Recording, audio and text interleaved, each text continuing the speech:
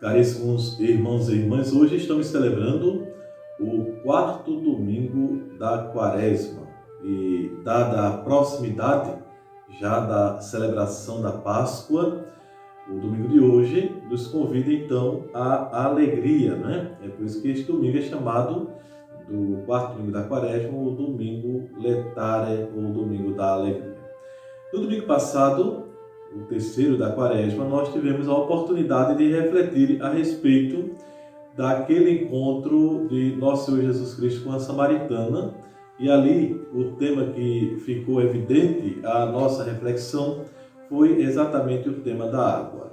Hoje, mais uma vez, nos é apresentado outro trecho do Evangelho de São João e, no caso de hoje especificamente, nos é trazida aquela cena, aquele episódio da cura do cego de nascença. Portanto, o tema que hoje nós refletiremos é o tema da luz. Como podemos observar, tanto o tema da água quanto o tema da luz que refletimos hoje estão diretamente relacionados exatamente à nossa condição de batizados, né? A nossa vocação batismal, a nossa vida da fé. O milagre narrado pelo evangelista João mostra a história de um homem que, pelas mãos de Jesus, vai passando das trevas da cegueira física para a visão ocular da luz e daí para um passo ainda mais elevado, mais profundo, porque ele vai agora chegar à iluminação da fé em Cristo. Inicialmente, podemos lembrar que a condição dos cegos, assim como outras deficiências na época de Nosso Senhor Jesus Cristo, era tido dentro da cultura religiosa de então como uma condição de pecado, né? Ou seja, se a pessoa trazia consigo alguma deficiência, aquilo estava relacionado a algum pecado cometido por aquela pessoa ainda no ventre da sua mãe, né? Ou então por causa dos pecados dos seus próprios ancestrais, né? No caso, os seus antecedentes, os seus pais. E a cegueira era considerada, neste contexto, o resultado de um pecado especialmente grave.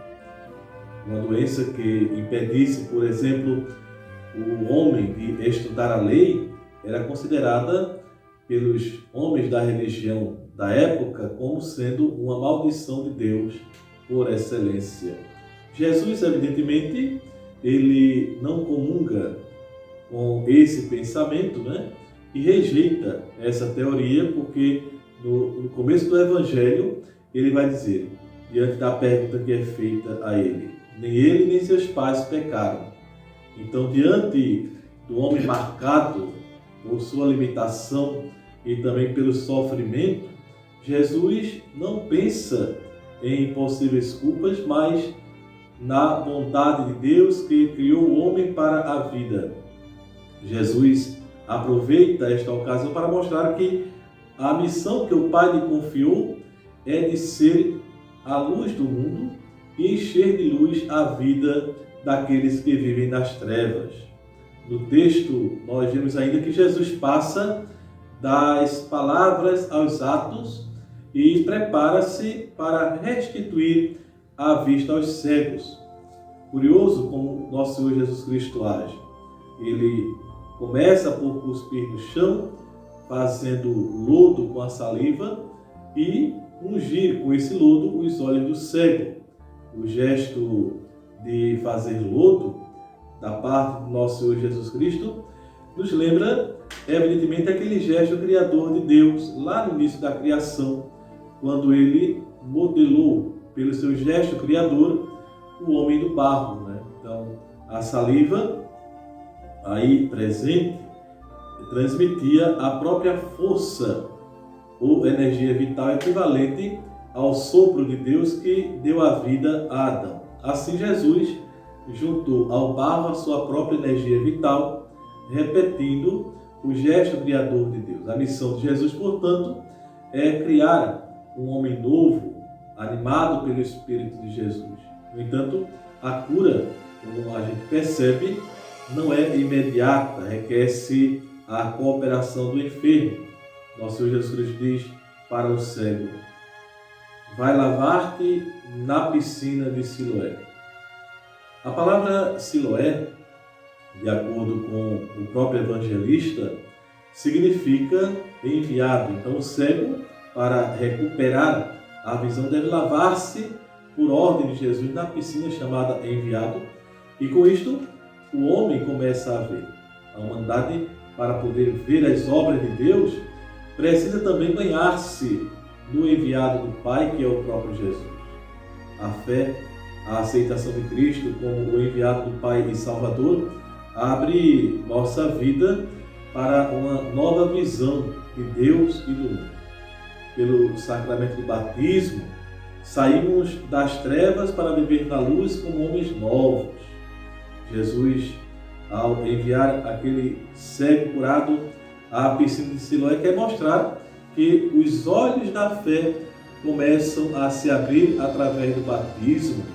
É por isso que o batismo é chamado de porta da fé, quando recebemos precisamente o dom da fé. Por isso, na antiguidade, o batismo também era chamado de iluminação, e aquele que recebia o batismo era chamado de iluminado. O caminho do cego no campo da fé é feito por etapas. Isso aqui também é algo interessante, como na forma como São João nos apresenta, que começa com o conhecimento do nome de Jesus. Aquele homem que se chama Jesus fez lodo e ungiu-me os olhos. Vai dizer o cego aos que lhe perguntam como ele ficara curado. Posteriormente, mediante as perguntas insistentes dos doutores da lei, passa ele a identificar Jesus como um profeta e, em seguida, um homem que está próximo de Deus. Depois de ter sido escorraçado do templo, excluído do convívio da sociedade, Jesus encontra novamente com o homem que era cego e novamente abre-lhe os olhos, desta vez para a fé, revelando a sua própria identidade. Vai dizer Jesus: eu sou o Messias. Nesta altura, aquele que era cego exclama: creio, Senhor, e prostra-se diante de Jesus. São Paulo, ele vai dizer-nos que viver nas trevas é viver longe de Deus, ao passo que viver na luz é acolher o dom da salvação que Deus oferece e aceitar a vida nova que Ele propõe. Então, os cristãos somos aqueles que escolheram viver na luz. Mais ainda, o cristão não é só chamado a viver na luz, mas também a dar testemunho da luz. Também nós, por causa do pecado, isso a igreja nos lembra sempre do pecado original, Por causa do pecado original nascemos cegos. E na pia batismal nós fomos iluminados pela graça de Cristo. No rito do batismo, nós temos aquele momento da entrega da vela acesa no Círio Pascal, que é símbolo do Cristo ressuscitado. É um sinal que nos ajuda a compreender o que acontece quando recebemos esse sacramento. Também nós somos iluminados por Cristo no batismo, para podermos ser como filhos da luz. Então, nestes dias em que estamos nos preparando para a Páscoa, devemos reavivar em nós o dom recebido no dia do nosso batismo. Este encontro de Jesus com o cego de nascença o fez adquirir tanto a visão física quanto a visão da fé.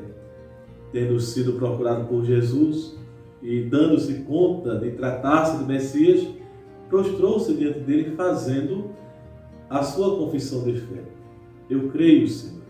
Também nós devemos pedir ao Senhor que nos cure da cegueira pessoal, da cegueira espiritual, para que possamos abrir os nossos olhos à luz dos valores evangélicos, a vida e o amor. o trabalho e a justiça, a convivência e a solidariedade com os irmãos, para renovarmos assim a nossa opção batismal. Deixemos que Jesus também nos cure. Ele que deseja que cada um de nós façamos essa imersão na luz de Deus. Estejamos também conscientes da nossa cegueira, das nossas miopias, que nos impedem de tomar consciência do nosso próprio pecado. Confiemos-nos à Virgem Maria, nesse caminho quaresmal que estamos trilhando, a fim de que também nós, como o cego curado, com a graça de Cristo, possamos progredir rumo à luz, que é o próprio Cristo, e renascer para uma vida nova, na celebração da Páscoa. Abençoe-vos Deus Todo-Poderoso, Pai e Filho e Espírito Santo. Amém.